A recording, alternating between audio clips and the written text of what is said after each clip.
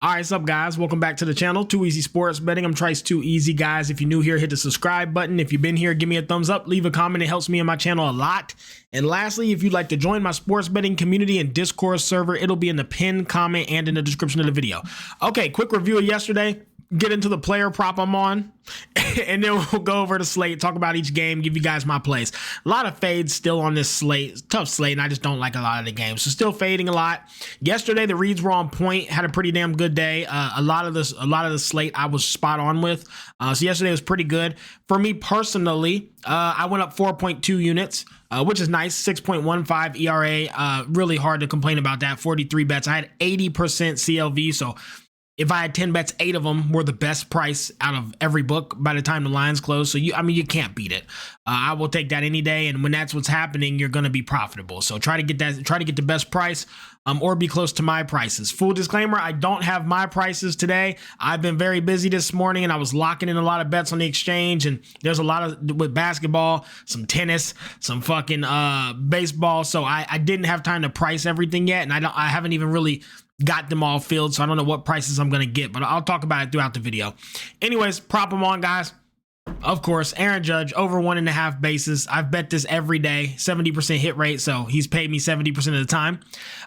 He's versus Jacob deGrom today, who is lights out, excellent pitcher, so we're getting a really good price. I'm going to try to get this filled around 140, 150 on the exchange. If I can, I'll be very happy with it. I haven't got any action on it yet, but I'll slowly drop the price down. To get this at plus money versus any pitcher, though, with Aaron Judge, I'll take it. It's just a profitable bet. Okay, guys, anyways, let's get into the slate, talk about each game, and then I'll get you out of here with a bag. And today we're gonna crack these folks. First game, you got the Reds with Brady Bun Singer. That boy is ass. And then on the flip side, for the Pirates, you got Andrew Heaney, who I've been impressed with all season. I think he's really good. Brady Singer has a 5 ERA. That said, the Reds do win his games for whatever reason, but the dude's terrible. He gives up a home run a game. He gives up 2 or 3 walks a game. He gives up anywhere from 5 to 9 hits a game. He's awful. Brady Singer's terrible. Flip side, with Andrew Heaney, he's got a 3 ERA. He looks pretty damn good. He walks too much. I will say that. He does walk too much, but there's no high home run threat today. The wind's not blowing out. And Andrew Heaney is not super susceptible to home runs. He doesn't even give up that many hits. He just walks a lot, which is a little scary, but I'm not worried about the Reds bats. They're ice cold again. They had 2 good games, so now you got to expect 7 where they don't score a run. Give me the Pirates on the money line. I just think they have a big pitching advantage, and I think they have a talent and a batting advantage as well. Next game, we got the Cubs and the Marlins. Cade Horton for the Cubs and Max Meyer for the Marlins. So Cade Horton has a 6 ERA. He saw the Mets and the White Sox. In 9 innings, he had 11 hits with 6 runs and 3 home runs. So that's like terrible. But on the flip side, he got Max Meyer, and he's really bad too. He walks a lot. He gives up a lot of home runs. He's pretty home run prone, and he gets hit a lot. Five hits a game, and they always tend to result in runs. I think you pretty much just chalk the pitching advantage, maybe slightly to Max Meyer, but not by much. Cade will find himself, I'm sure, and I think the pitching's almost even with a slight lean to Max Meyer, but you got to give a talent advantage, a defense advantage, a batting advantage, a bullpen advantage, all to the Cubs. So I will lean the Cubs. If you can get 150 or better, I would probably look the way of the Cubs. I'm gonna try to get it filled, but not my favorite play. Next game, we got the Astros and we got the Rays. This one's weird. I am 100% on the Astros today. I'm trying to get this filled right now on the exchange. You got Hunter Brown with a 1.43 ERA. He is lights the fuck out. Lights out. Nobody can touch him. Nobody can hit him. Sometimes he walks a bit, but it doesn't matter because he gets 9 strikeouts a game. So when you have a guy who is striking everybody out, it doesn't really matter if he's walking, and he doesn't get hit much, and he doesn't give up home runs. When you have a guy who walks and gets hit a lot, then I have a problem. I love backing Hunter Brown. He's one of the best pitchers in baseball. Flip side, Taj Bradley, 4.8 ERA. He's not great. Every team he saw has shelled him. Every team he saw has hit him. He struggled with walks and control every game. Such a massive pitching advantage. If I can get the Astros 150 or better, that's gonna be where I'm at. I'm happy to lay the juice with them. Next game, Orioles and the Brewers. You got Tomoyuki Sugiyano. He's a Tommy Kakakimamoto and Chad Patrick for the Brewers. This one's a fave for me, guys. Look, Sugiyano, I'm not that impressed with him, but he's manageable. Like he's a pretty decent pitcher. You would not be mad having him on your team and in your lineup. He gets hit quite a bit, a little bit home run prone, no walks really. He's manageable. He'll go out there. He'll give you 5 to 6 to 7 innings of decent ball. Nothing. He won't have a meltdown, but he won't be lights the fuck out to score a couple. Flip side, Chad Patrick, same thing. 3.3 ERA. Not very home run prone. Not too many walks, just a lot of hits. He's gonna go out there. Very manageable pitcher. He'll give you 5-6 innings of 2-3 run ball. Just what you want out of your starting pitcher. For me, it's 2 even teams, 2 even pitching matchups. I don't know who to give the advantage to. It's a fade for me. I guess slightly into the Brewers just because the Orioles have been complete and utter fucking ass. But I wouldn't bet it. I'll stay away from it. Next game, Tigers and the Cardinals. This is another one. Tigers are on a bullpen day, and their bullpen has been terrible. So initially, I just wanted to back the Cardinals, but after that ass whooping them Tigers laid down yesterday, I'm kind of scared to do that. And Andre Palante is very hard hit prone. He gets hit a lot. And when a team hits as good as the Tigers and you're a pitcher who's susceptible to so many hits, I know the Tigers bullpen sucks. I know it's probably a Cardinal spot, but God, Andre just gets hit so much that with a team like the Tigers who can put barrel to ball consistently, I don't know if he lasts long in this game, and the Cardinals bullpen is ass too, so it's a fade for me. I can't call it. Next game, Mariners and the White Sox. For me, this is the easiest, one of my favorite plays of the day. I did already bet this. I think I got it filled at like maybe plus 100 or plus 103 on the exchange, something ridiculous. I'm on the under 8.5. The Mariners on the bump is Logan Evans. Guys, he's lights out. 5-6 innings. He's had 4 starts. He's had 21 innings. He's only given up 6 runs, only 2 homers, 1 to 2 walks a game. I think that his numbers are worse than like on paper. I think he's gotten a little bit lucky because he's got hit a lot. 7 hits, 5 hits, 10 hits his last 3 games, but no runs given out. He just gets out of it. Flip side, Shane Smith for the White Sox. He is fucking good, man. He is really, really, really good. He doesn't give up home runs. He doesn't walk much. He doesn't give up many hits. Like, he is lights out. 2 very good pitchers and 2 very bad batting lineups, and there's no wind blowing out to make this. I have no idea why this total is at 8.5. Probably my favorite play on the slate today is this under 8.5, and I did already bet this. So yeah, just go with the under. Don't pick a side here because I don't know. Hell, the White Sox could win the game. But so could the Mariners. It's just too hard to cap. And I think they're trying to bait you with the minus 150-ish line on the Mariners. Like, why is it priced like that versus such a bad team? So I don't know. It's a fade. Go with the under. Next game, I'm skipping the Guardians and Twins. There's just been too much weird shit going on with all the rain delays and paused games. They haven't really played. I don't want any. My capital is not going on that inconsistent ass. I'm not messing with it. So the next real game will be the Royals and the Giants. Fade. I don't know how to cap it. Don't know how to bet it. Daniel Lynch, Logan Webb. Look, the Royals, they can't really hit the ball. Logan Webb is excellent, but Daniel Lynch might be okay. I don't know. And I'm not going to take them to win by 2 when the Giants bats have kind of cooled down. So I just don't know how to cap it. It's not interesting for me. And I don't think if we put capital on it, you get that capital back. So I'm out. Next game, Braves and the Nationals. You got AJ Smith-Shawyer and Trevor Williams. So AJ Smith-Shawyer, pretty damn good. About 2 walks a game. He doesn't give up many home runs. He doesn't give up many hits. He's a really, really good pitcher, sit on a 2.3 ERA. You couldn't want much more from a starting pitcher. Flip side with Trevor Williams, he's on a 5.9 ERA. He has been shelled. Here's his last 5 games. 5 hits, 7 hits, 9 hits, 5 hits, 6 hits. That's ass. 3 to 4 runs a game, couple homers, not many walks. He doesn't walk a lot, doesn't give up home runs. He just gets hit a lot. Noodle dicks the ball right over the plate, and the batters just barrel him up. He just doesn't have good stuff. That said, I do think that he can do okay versus these Braves. He did see them. He only went 4 innings, 5 hits, 3 runs. So he didn't look good, but he has seen them. And I think that was the worst he could do versus the Braves, because I think the Braves bats are terrible. I don't think he does worse. And the Nationals bats have caught fire. So I don't think the Braves can beat them by 2. I don't think the Braves can beat anybody by 2. And so because of that, I'm on the Nationals plus 1.5. I think they can cover a spread versus these Braves bats who are just god awful. And I do, even though Trevor Williams is ass, I think he can be manageable, 3-4 runs. And if that happens, I still think the Nationals can get to Smithshire for a couple. When that bullpen comes in, I think they do just fine. It's a tough bet, not my favorite.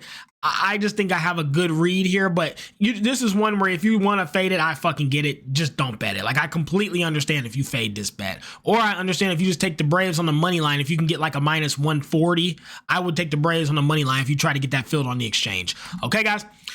Next game, Mets and the Red Sox. Fade. Again, I don't know how you would pick a side. Tyler McGill, he's a good pitcher, but he's looked like ass lately. Last 3 games. Now, mind you, his strength of schedule is very, very difficult. All teams who can hit. Phillies, Nationals, Cardinals, Cubs, Yankees. So his strength of schedule is very hard. He's given up 4 runs in his last 3 games each. So in 11 innings, he's given up 12 runs. That's terrible. On the flip side, you got Garrett Crochet, who's looked lights out, sitting on a 2 ERA. He hasn't seen anybody who can hit the ball, though. He hasn't been battle tested at all. The Mets are probably the best bats he's seen, but their bats suck too. I wanted the under, but it's a 7.5.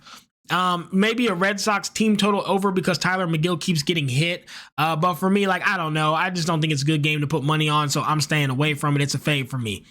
Next game, Rangers and the Yankees. Wanted the Yankees, but man, I have to fade this game. Jacob deGrom's just too good.